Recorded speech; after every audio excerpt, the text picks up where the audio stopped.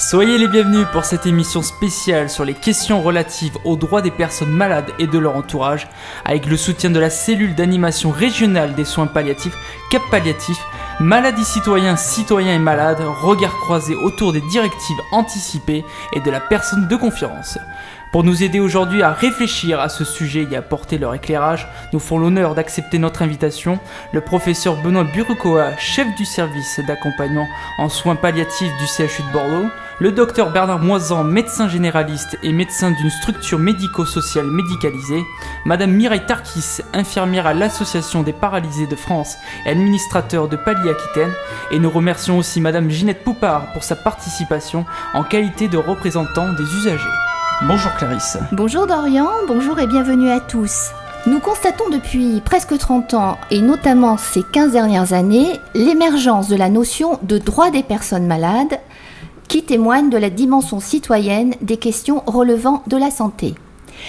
L'information des usagers du système de santé sur la connaissance de leurs droits, et notamment de la démarche palliative et de l'accompagnement de la fin de vie, est au cœur du débat sociétal.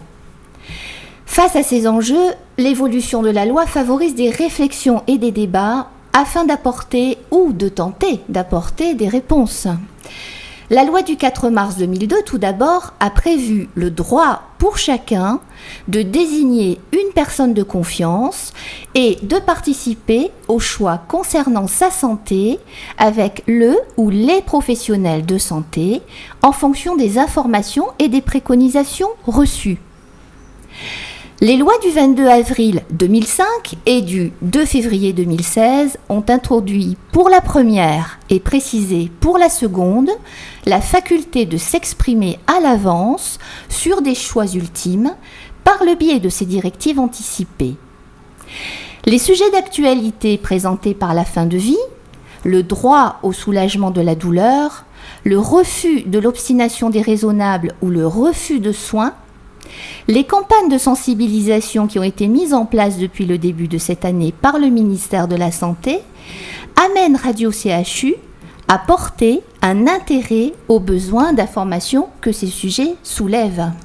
La loi permet à toute personne majeure de rédiger des directives anticipées, à savoir des volontés qui sont exprimées par écrit et qui, en cas d'impossibilité ou d'incapacité à communiquer de la personne, permettent de connaître ses choix relatifs au traitement et aux actes médicaux la concernant.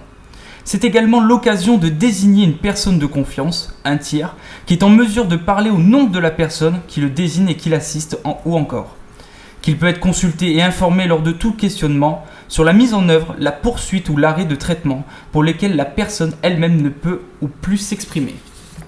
C'est une disposition prévue par la loi, mais néanmoins qui n'est pas obligatoire. Oui, en effet, c'est une disposition qui est facultative. Docteur Burukoa, pourquoi donc désigner une personne de confiance et rédiger des directives anticipées ? Alors bon, là, il y a plusieurs questions dans cette question. Je vais essayer de me placer du côté du législateur. En fait, dans l'expression personne de confiance, il y a bien le mot confiance. C'est-à-dire qu'il est proposé à toute personne, à tout citoyen français, de choisir ce que le législateur va appeler un témoin. Alors ça, c'est surtout venu dans la loi du 2 février 2016. Oui, plus récent. C'est plus récent, où cette notion de témoignage devient extrêmement forte. Alors témoin de quoi ? Témoin de ce qu'est la personne concernée, de ce qu'elle attend, de ce qu'elle veut, de ce qu'elle va pouvoir décider de ses soins et de ses traitements, surtout s'il est confronté à la fin de sa vie. Alors cette personne de confiance, le citoyen, éventuellement futur malade ou déjà malade, va pouvoir la choisir ou non. Donc c'est effectivement facultatif.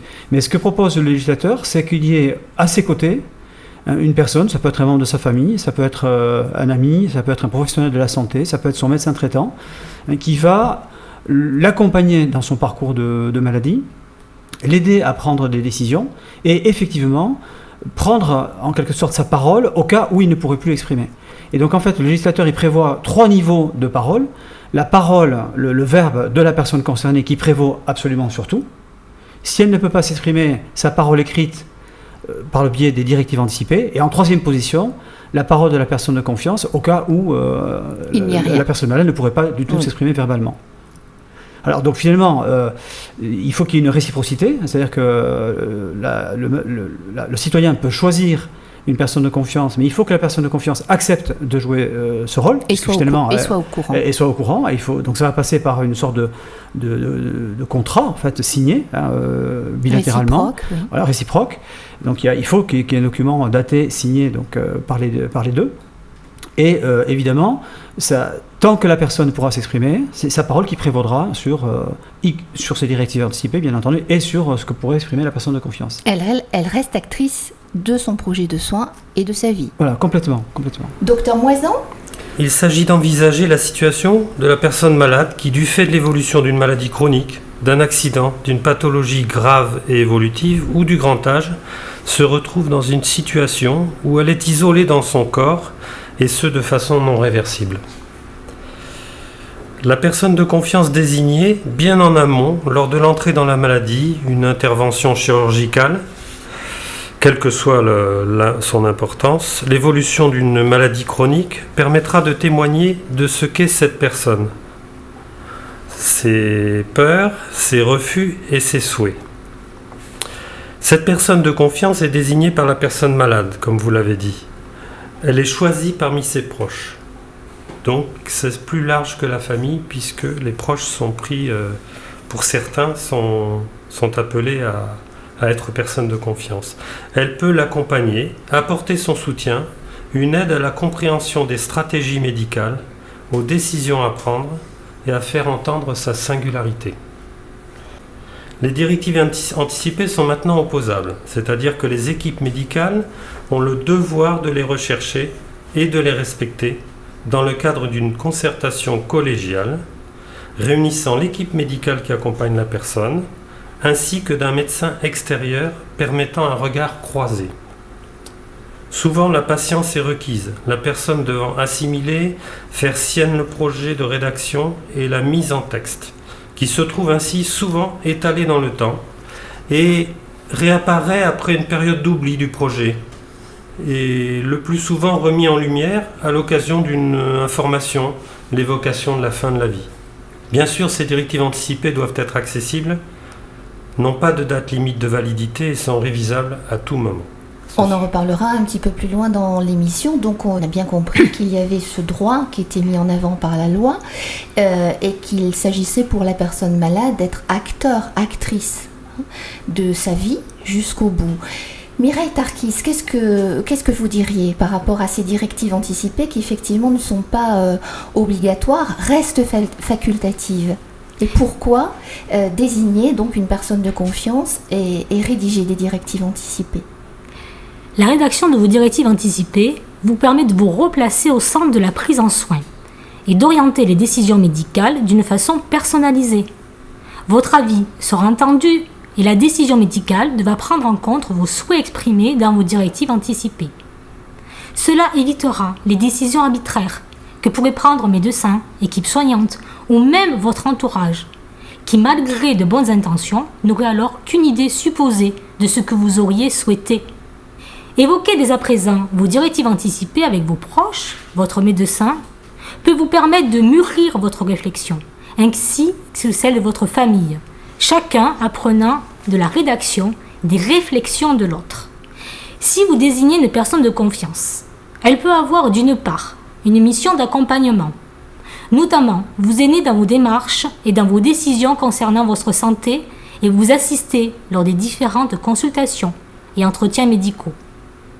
Et d'autre part, être votre porte-parole auprès des équipes médicales au cas où vous ne pourriez pas exprimer votre volonté. Il est important de savoir que les directives anticipées prévalent sur tout autre avis dans le cadre d'une procédure collégiale.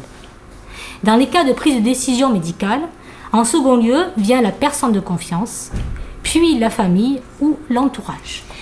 La rédaction des directives anticipées, professeur Burukoa. Alors, les directives anticipées, donc dans directives anticipées, il y a bien directive. Donc alors, on voit bien que le législateur, il met la barre quand même assez haut, c'est-à-dire qu'il y a l'expression non seulement d'une attente, mais vraiment d'une volonté, enfin d'une décision potentielle, donc c'est assez fort.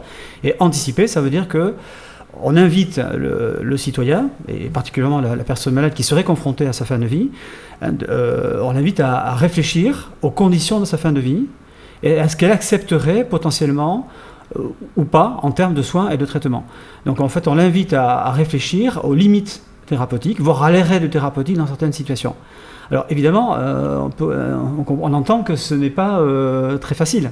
Et d'ailleurs, la Haute Autorité de Santé, très récemment, a proposé d'ailleurs 2 modalités de rédaction des directives anticipées. Une qui s'adresserait à des personnes déjà malades et confrontées à leur fin de vie, un jour en tout cas, d'une part, et d'autre part, une autre rédaction pour des personnes qui seraient en bonne santé. Parce qu'effectivement, le contexte psychologique n'est pas le même. Donc si vous voulez, on voit bien encore une fois que le législateur, il recentre vraiment sur la parole du sujet, sa parole tant qu'il peut l'exprimer verbalement, et sa parole écrite ou rédigée à l'avance s'il ne peut pas s'exprimer. Donc ça, c'est la volonté très forte. Maintenant, c'est comme si on renvoyait une forme de responsabilité à cette même personne vis-à-vis d'elle-même. Et là apparaissent des éléments...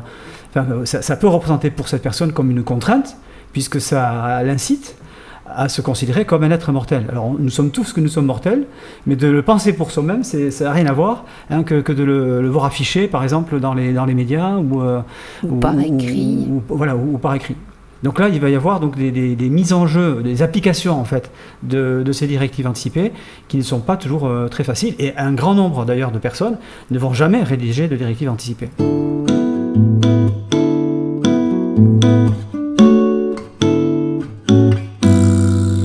Les associations de malades et d'usagers du système de santé montrent leur volontarisme à se placer en acteurs de santé. La connaissance des directives anticipées et la possibilité de désigner une personne de confiance ne peinent-elles pas néanmoins à se mettre en place, Madame Poupart ? Effectivement, ce positionnement est difficile. Ce sont des questions délicates qui entrent dans l'intimité de chacun.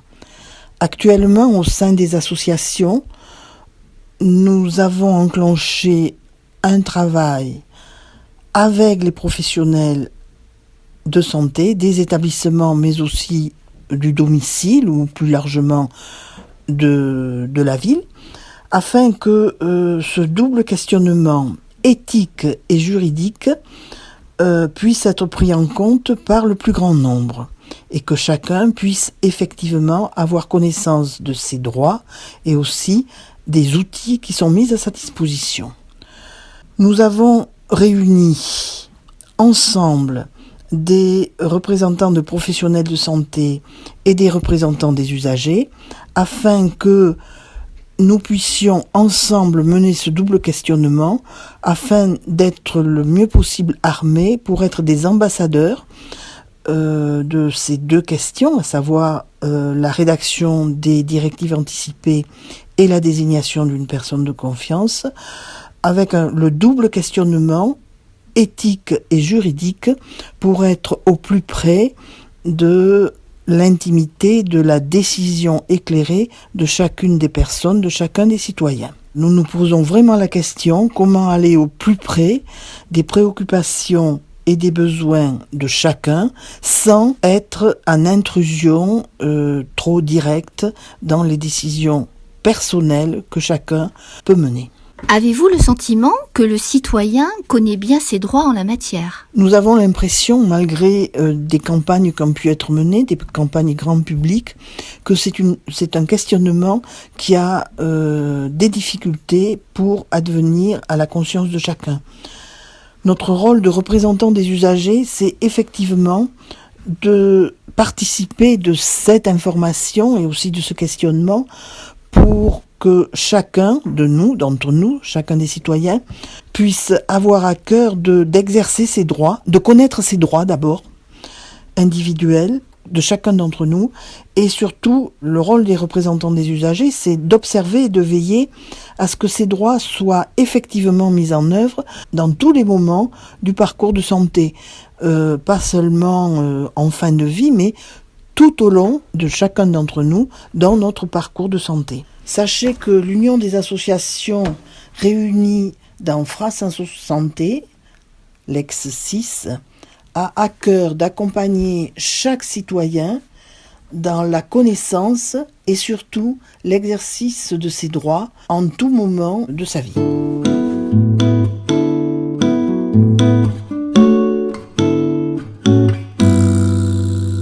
envisager la maladie ou sa fin de vie est difficile, voire angoissant, même s'il est important d'y réfléchir pour soi-même vis-à-vis de ses proches. C'est un point important, Clarisse.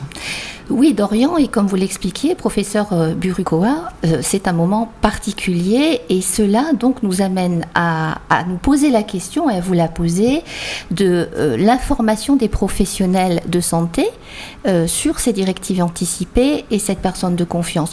Comment en parler? Quel aspect pratique? Alors là, il faut bien reconnaître, les faits sont là et sont prouvés. C'est-à-dire que la loi de 2005 n'est toujours pas appliquée, et donc la loi de 2016, elle est encore moins, on peut dire. Encore moins. Voilà, donc en fait, le professionnel de santé, et je dirais même toute institution, tout établissement de santé, doit absolument établir les conditions lui permettant de vérifier que les deux démarches ont été accomplies. D'une part, la demande à la personne de choisir ou pas une personne de confiance. Donc on doit prouver qu'on lui a proposé de choisir une personne de confiance, et donc ça va être tracé. Donc là, c'est une exigence, ça a l'air de rien, mais c'est pour un établissement très grand tel que le CHU, pour que l'application soit à 100%, enfin, ce sont des efforts assez considérables. Et donc le CHU, par exemple, est en train de mettre en place, à travers un groupe certification des droits des patients et en fin de vie, donc des articulations par le système informatique, pour garder cette trace du choix de la personne de confiance, et même d'un séjour sur l'autre. Et il en est de même pour les directives anticipées. L'établissement et donc les professionnels de santé qui l'animent doivent démontrer qu'ils ont cherché à savoir si elles existaient. Alors, si elles n'existent pas, il faut donc le tracer. Et si elles existent, il faut les recueillir et donc les enregistrer quelque part. Voilà, il faut une lisibilité. Il faut une traçabilité, une lisibilité et donc une transmission. Voilà, donc on est rendu en fait déjà à la difficulté de relever ces deux défis de la traçabilité. Bon, alors après, c'est vraiment, on touche la question d'accompagnement, c'est-à-dire que quand la personne va être sollicitée, il va donc falloir lui expliquer, parce qu'elle ne le sait pas en général, ce qu'est potentiellement pour elle une personne de confiance, et puis ce que sont les directives anticipées.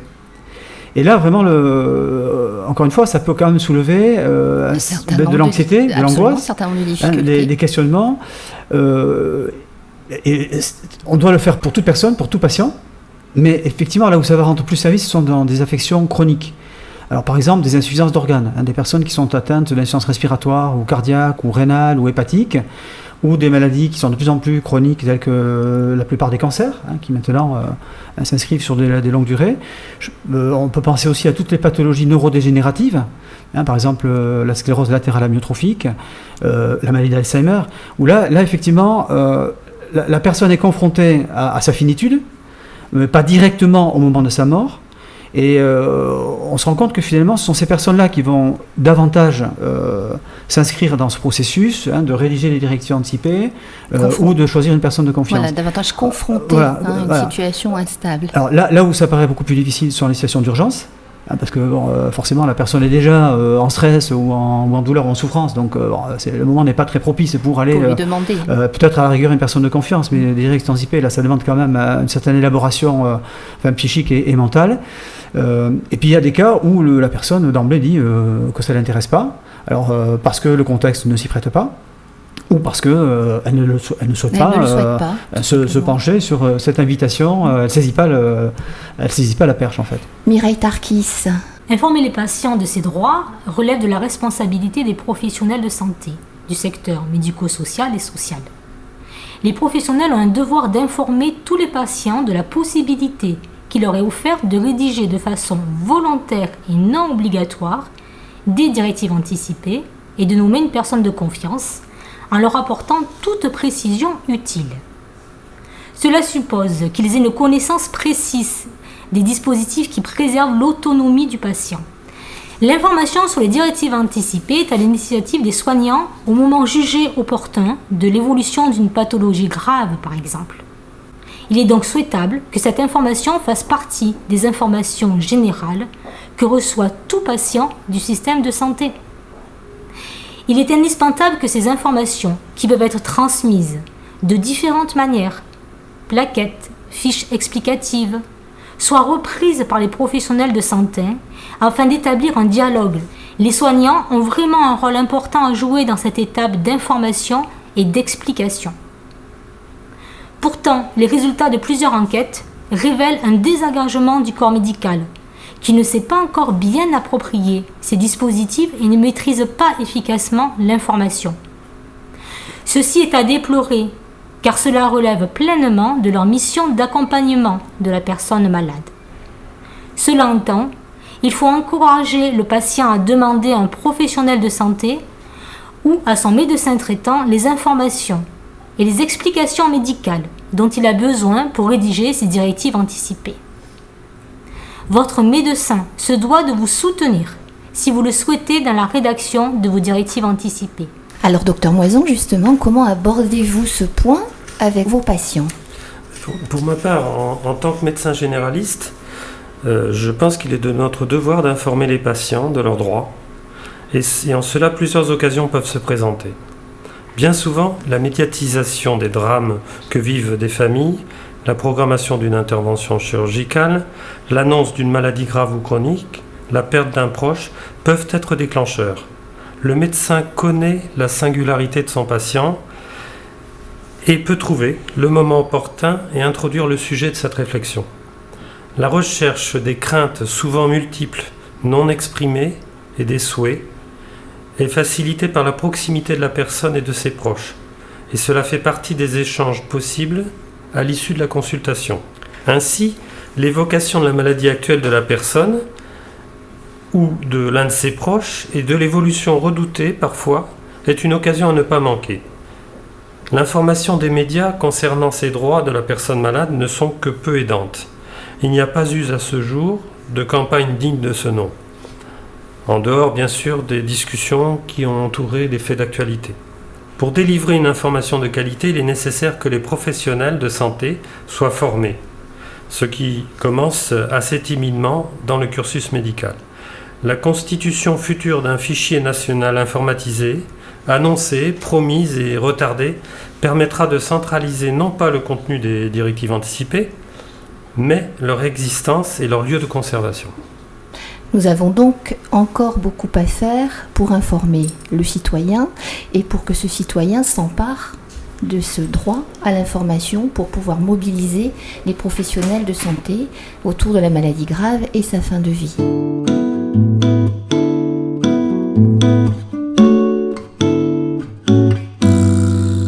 Aujourd'hui, si je souhaite rédiger mes directives anticipées et désigner ma personne de confiance, quels conseils, professeur Berekois, me donneriez-vous ? Alors ça c'est une question délicate. J'y répondrai à travers une étude que nous avons menée dans le service, où nous cherchions à savoir justement quelles pouvaient être les références, c'est-à-dire qu'est-ce qui relie un sujet malade avec ses proches. Et un sujet malade est-il amené spontanément à choisir tel ou tel proche ?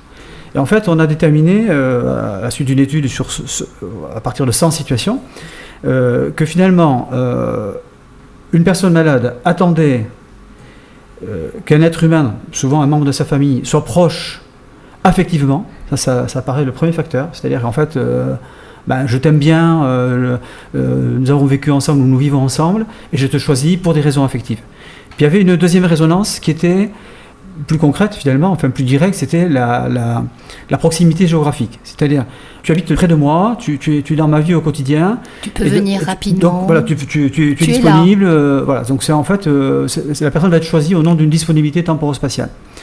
Et puis après, il y a une autre référence, une autre résonance, qui est, tu es capable de décider avec moi ou pour moi, par exemple sur un plan plus administratif ou plus juridique ou un versant plus technique. Un versant plus technique, voilà, tout à fait. Voilà, c'est-à-dire par exemple la personne va dire et là on se rend compte que donc une même personne peut comme ça choisir une, deux, voire trois personnes.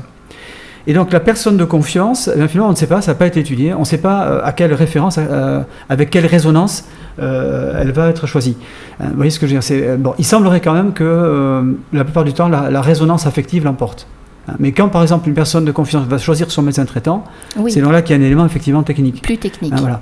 Bon, c'est évident aussi que, par exemple, pour des raisons affectives, quelqu'un pourrait choisir sa femme ou son mari, mais s'il est atteint d'une maladie telle que la maladie d'Alzheimer, il ne va pas pouvoir le choisir parce qu'elle ne sera pas capable. Donc, effectivement, oui, mais en capacité intellectuelle, non. Oui, donc, voilà. Et c'est pour ça aussi que ce n'est pas très, très facile. Et un certain nombre de personnes nous disent moi, j'ai, par exemple, mes 3 enfants.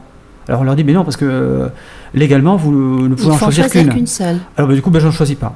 Voilà. Alors ça arrive, hein, oui, donc c'est pas si évident. Et puis la personne qui va choisir une personne de confiance, il faut qu'elle se sente en confiance, mais des fois elle ne veut pas déranger. Oui. Donc il faudra lui expliquer ce que sont les devoirs aussi de la personne de confiance. Qu'est-ce que ça va imposer à la personne de confiance. Bon, et là c'est quand même assez libre, parce que c'est vraiment une fonction de témoignage, et dans le cas où le sujet malade ne pourrait pas s'exprimer. Mais donc oui, il y a quand même ça passe par un entretien. Hein. Si on veut aider la démarche, Échange. il y a un échange. Hein, il faut se poser un petit peu. Bon, des fois, ça prend 2-3 minutes, mais ça peut prendre un quart d'heure, 20 minutes. Et donc là, la disponibilité se pose pour des professionnels. Docteur Moisan.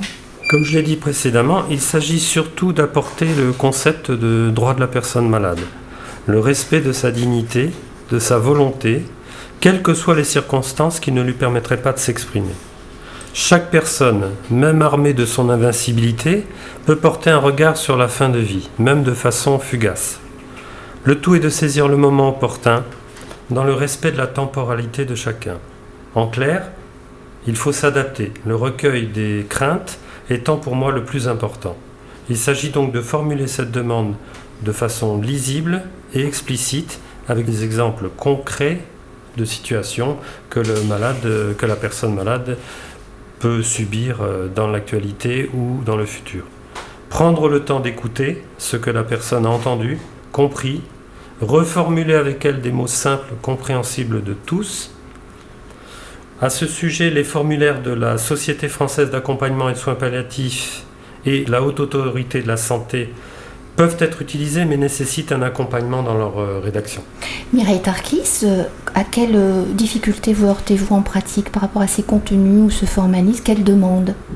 Les directives doivent pouvoir donner assez d'informations aux médecins concernant les actes médicaux, vos valeurs prioritaires, mais aussi vos convictions à propos de la fin de vie et des craintes qui l'accompagnent. Il existe bien des formulaires qui vous donnent la possibilité de cocher les soins que vous ne voulez pas. Mais attention, ces formulaires donnent trop de précisions et peuvent être tout aussi inappropriés que des directives anticipées trop générales. Les modèles des formulaires tels que celui de la Société française d'accompagnement et de soins palliatifs ou la Haute Autorité de Santé sont intéressants et susceptibles de vous aider. Rédiger ces directives anticipées se réalise souvent au moment où on se sent prêt à le faire. Les directives anticipées vous donnent la possibilité de partager votre vision du type de qualité de vie dont vous souhaitez bénéficier jusqu'au bout, mais aussi de discerner les éléments qui ont du sens pour vous. On ne peut que vous encourager à échanger avec votre médecin, les professionnels de santé, afin d'envisager les décisions qui correspondent le mieux aux situations les plus envisageables, eu égard à l'évolution probable de votre maladie ou à votre mode de vie. Il est conseillé de prendre son temps pour vous permettre une maturation de votre volonté. Surtout si vous les rédigez en tant que bien portant, vos souhaits peuvent se préciser dans le temps selon votre situation personnelle ou médicale. Afin que vos directives anticipées soient prises en compte, il est indispensable qu'elles soient facilement accessibles, qu'elles soient mises dans votre dossier médical, que ce soit lors d'une hospitalisation ou dans l'établissement d'hébergement où vous vivez. Nous pouvons vous conseiller aussi de les placer à côté de votre carte vitale, car lors d'un accident, les secours rechercheront vos papiers et pourront transmettre vos directives anticipées au service qui vous prendra en soin.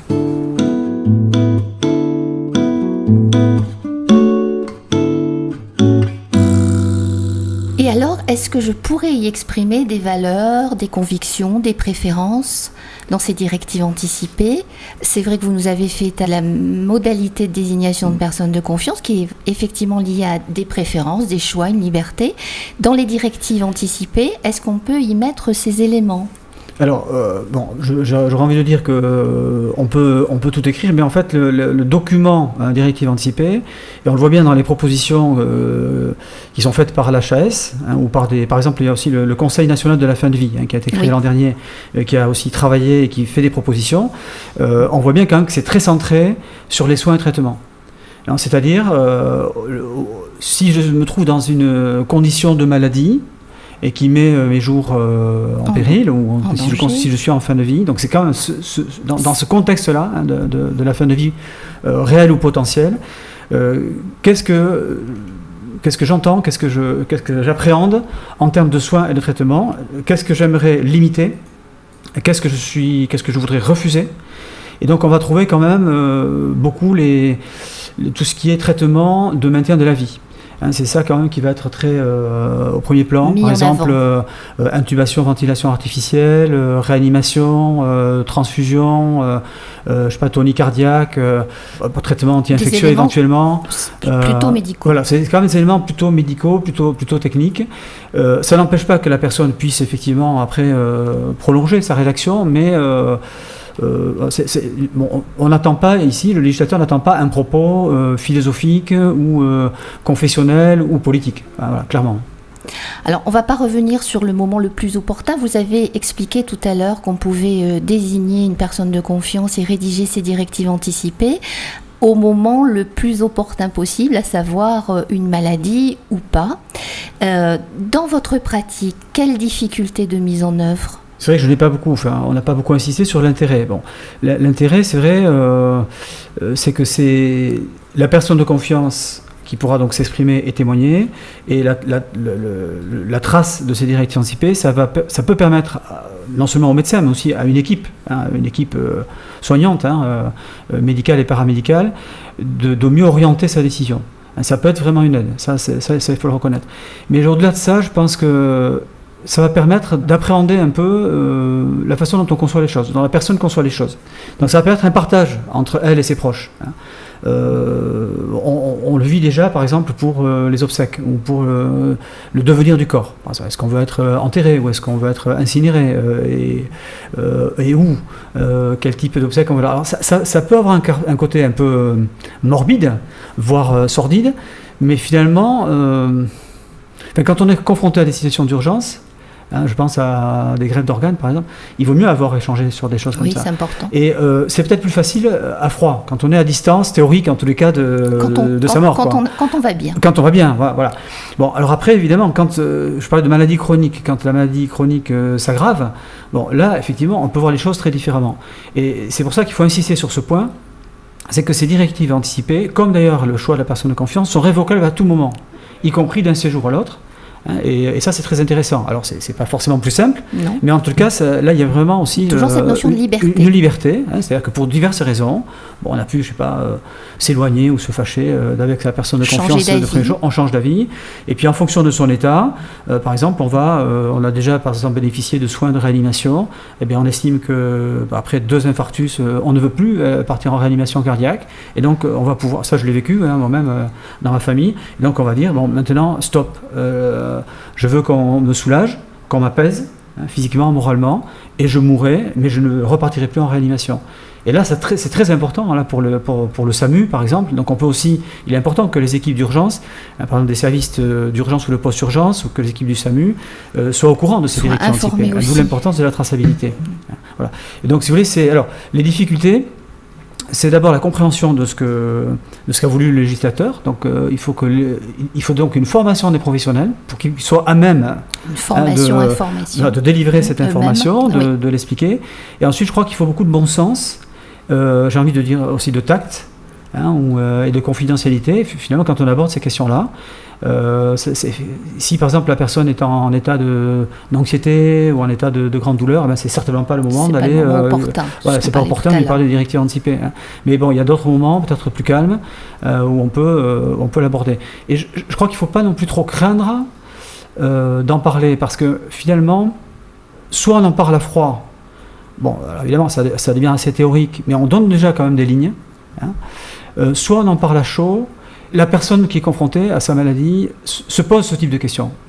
Et ça permet d'ouvrir la parole un peu. Hein. Mais attention, ce qu'il faut craindre, c'est que ce soit un peu choc, un peu fort, hein, un peu abrupt, quoi. C'est un médiateur. Ça peut être un médiateur. C'est un médiateur, et en tous les cas, ce que va exprimer la personne, si elle arrive à le rédiger, donc il peut y avoir une aide à la corrédaction. Hein. Alors nous, on a essayé, par exemple, de le vivre en unité de soins palliatifs, et en fait, nous n'y sommes pas parvenus. Hein, ça a été un travail de recherche, c'est-à-dire qu'on s'était dit qu'un médecin pourrait soutenir la rédaction de directives anticipées quand la personne n'en avait pas rédigé. Et en fait, on y est arrivé très peu de fois parce que la maladie était très évolutive. Et donc parce que les souffrances étaient là un petit peu au quotidien. Oui. Elles étaient soulagées, mais comme ça évoluait, finalement, ça a été difficile. D'où peut-être l'intérêt d'anticiper d'ailleurs. Hein.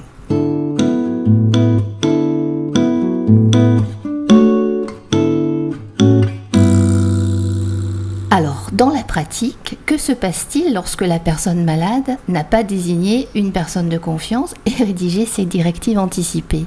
Docteur Moisan ?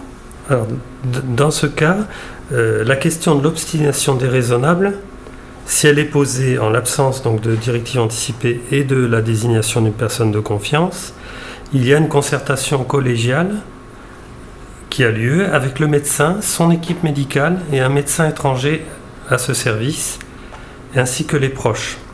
Il sera évoqué le cours de la maladie, son évolution récente, les alternatives possibles dans l'état actuel des connaissances médicales. Donc les proches et l'équipe médicale échangent sur les souhaits, les craintes, les refus connus de cette personne. À l'issue de cette concertation, le médecin qui suit la personne malade fait une synthèse reprenant l'ensemble des avis et prend une décision médicale qui paraît la meilleure dans le respect de la loi sur la fin de vie. Et dans ce cas, donc, les proches, la famille peuvent exprimer des sentiments, des visions différentes sur le plan éthique et spirituel, qui peuvent être en désaccord, parfois total, avec ce que sont la personne et ses choix. Nous l'avons vécu par les médias, avec des familles qui se déchirent et ont une lecture différente de ce que leurs proches auraient désiré. Cette situation dramatique pour la personne malade et ses proches n'aurait pas eu lieu si la rédaction de directives anticipées avait été effectuée.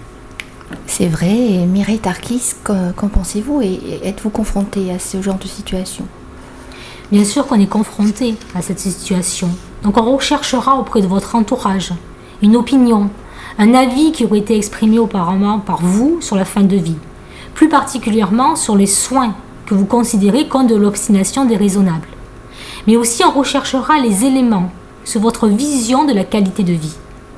D'où l'importance, sinon de rédiger ces directives anticipées, au moins d'en parler avec ses proches. Professeur Burukoa ? Alors, c'est là où la question de témoignage va se reporter aux membres de la famille, aux proches. Il y a encore cette nécessité. Alors ça, c'est un point important, parce qu'on l'a vu sur plusieurs affaires. L'accompagnement de la personne malade prévaut. C'est le centre de l'accompagnement, si on peut dire. C'est le noyau. Hein, le sujet est au centre de l'accompagnement. Ensuite, on voit bien que la personne de confiance, quand elle a été cooptée, est à ses côtés. Alors, mais dans tout le processus d'accompagnement, on voit bien toute l'importance d'élargir au-delà de ce binôme et de prendre en considération les descendants et les ascendants, au moins en première ligne, c'est-à-dire les parents, les enfants, et surtout pour des décisions très importantes. Je pense, je ne l'ai pas dit, mais par exemple, un arrêt alimentaire, un arrêt d'hydratation. Là, on voit bien que le lien avec la vie et l'interruption de la vie est très précis. Et voilà. Et donc là, c'est important d'élargir. Alors, c'est pas une pratique qui est très répandue, et on voudrait établir un niveau de preuve de cette importance par des travaux en psychologie. Hein. C'est-à-dire que, mais en tout cas, c'est dans la pratique des unités de soins palliatifs, on le retrouve assez souvent. C'est-à-dire que on a bien la personne malade, on a sa personne de confiance quand elle a été cooptée, mais on va demander à la personne malade auprès de qui le champ de la communication pourrait être ouvert. Enfin, je ne sais pas si je me fais bien comprendre. Hein, et ça permet aussi d'établir une base plus large. C'est important au niveau de la culture de la personne, de son environnement, c'est tenir compte de sa vie. Voilà, tout à fait, et c'est prendre en compte ses liens. Hein, alors après, quand il n'y a pas... Et donc cet élargissement, il est nécessaire quand il n'y a pas de personne de confiance et quand il n'y a pas de directive anticipée. Donc le témoignage va être élargi à plusieurs, Alors c'est pas exhaustif, parce qu'il y a des gens qui habitent pas très près, on peut pas voir tout le monde, et puis ça serait un travail considérable. Mais au moins quand même s'interroger sur les ascendants et les descendants directs. Et c'est pour ça qu'un outil appelé le génosociogramme, c'est comme un arbre de vie familial simple, permet d'établir un peu les personnes qui pourraient être sollicitées. C'est pas un travail de police, c'est pas un travail de la DGSE, mais c'est simplement avoir une vision. Voilà, tout en leur centrant avec la personne. Et le jour où elle ne peut pas communiquer, et à raison de plus, il n'y a pas de personne de confiance, il n'y a pas de directeur anticipé, on aura un peu une idée de qui contacter.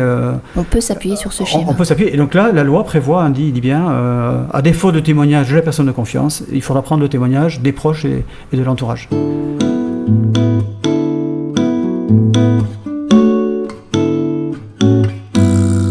Les directives anticipées expriment les volontés concernant la poursuite, la limitation, l'arrêt ou le refus des traitements ou des actes médicaux.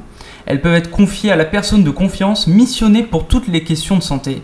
Elles peuvent être l'occasion et le fruit d'un dialogue avec l'entourage et les professionnels de santé. Elles pourront soulager les proches en leur épargnant la difficulté de participer à des décisions lourdes. Merci à chacun. Professeur Burukoa, un mot de conclusion ? C'est intéressant, il y a beaucoup de points qu'on n'a pas abordés. Il y en a un quand même qui me paraît important, c'est un mot que la loi stipule, c'est le mot de les directives anticipées s'imposent aux médecins. Ça veut dire qu'en fait, le médecin doit absolument les considérer, chercher à les appliquer. Il y a 2 cas où il pourrait être à même de ne pas les suivre. C'est les cas d'urgence, où là il va d'abord reconsidérer les indications, les contre-indications avec son équipe médicale, son équipe soignante. Et le cas où les directives anticipées paraîtraient vraiment complètement déraisonnables et disproportionnées. Voilà. Donc ça veut dire qu'il y a une marge évidemment d'adaptation qui est laissée aux médecins, mais le législateur veut, en quelque sorte, je dirais, veut vraiment que la personne, que le sujet malade soit aux commandes de sa vie. Docteur Moisan ? Je dirais que nous sommes tous professionnels de santé concernés par la diffusion et la mise en œuvre de ces nouveaux droits des personnes malades. Cela peut se faire dans le cabinet du médecin traitant, au sein de nos établissements, dans les réunions professionnelles et à travers les médias. Nous devons diffuser cette culture auprès de nos patients, de nos confrères, afin de rattraper le retard accumulé. Il faut briser le tabou, ouvrir le dialogue et ne pas faire l'impasse du temps de l'écoute. Mireille Tarkis. Si vous n'arrivez pas à finaliser la rédaction de vos directives anticipées, parce que cela génère trop d'angoisse pour vous, et qu'il vous semble trop difficile de vous projeter dans l'avenir en situation de fin de vie, cela ne doit pas être vécu comme un échec. La dynamique du dialogue, de la réflexion et de l'échange à propos de vos directives anticipées aura été lancée. Elle aura permis de mettre le doigt sur vos peurs, vos souhaits, vos angoisses, avec des professionnels de santé et ou avec votre entourage. À nous, individus lambda et professionnels de santé, de nous saisir à présent de ce dispositif pour améliorer, par l'expression du choix de chacun pour soi, la prise en soin et l'accompagnement des personnes en fin de vie. Et vous l'aurez compris, cela rend nécessaire le fait que l'usager des soins et la prise en compte de sa parole soient remis au cœur des dispositifs de soins. On ne parle pas de directive anticipée entre 2 pansements. À ma qualité d'infirmière, je milite dans ma pratique à réintroduire du temps avec le patient. Ce temps si précieux et nécessaire à l'expression des doutes et questionnements pour l'aider à prendre sa santé en main et faire ses choix face aux décisions thérapeutiques nécessaires pour la vie jusqu'à la fin. Merci à nos invités, Madame Mireille Tarkis, Madame Ginette Poupard, le docteur Bernard Moisan et le professeur Benoît Burukoa. Merci à la cellule d'animation régionale des soins palliatifs Cap Palliatif d'avoir soutenu cette émission spéciale sur les questions relatives aux droits des personnes malades et de leur entourage. Merci beaucoup de nous avoir invités et d'avoir partagé ce temps de réflexion sur les directives anticipées. Merci pour votre invitation. J'ai pris grand plaisir à discuter avec vous. En vous remerciant encore. Avant de clôturer cette émission, tout de suite des informations pratiques. Alors, la loi Claeys et Leonetti du 2 février 2016, les documents de la Haute Autorité de Santé d'avril 2016 et la campagne d'information du ministère des Affaires sociales et de la Santé. Depuis le début de l'année, un certain nombre de documents sont téléchargeables et consultables. Vous pouvez aussi vous renseigner auprès de l'Association régionale de soins palliatifs Palliaquitaine, www.palliaquitaine.org, la Société française de soins palliatifs, la SFAP, www.sfap.org, le Centre national des soins palliatifs et de la fin de vie, www.spfv.fr, et la délégation régionale Aquitaine pour le droit des usagers, aquitaine@le6.org, le 6 LECI2S.org. Et n'oubliez pas que vous pouvez retrouver cette émission sur le YouTube de Radio CHU. Merci à Pierre à la réalisation, merci aussi Clarisse. Merci Dorian. Passez une bonne journée sur nos antennes. Merci à tous.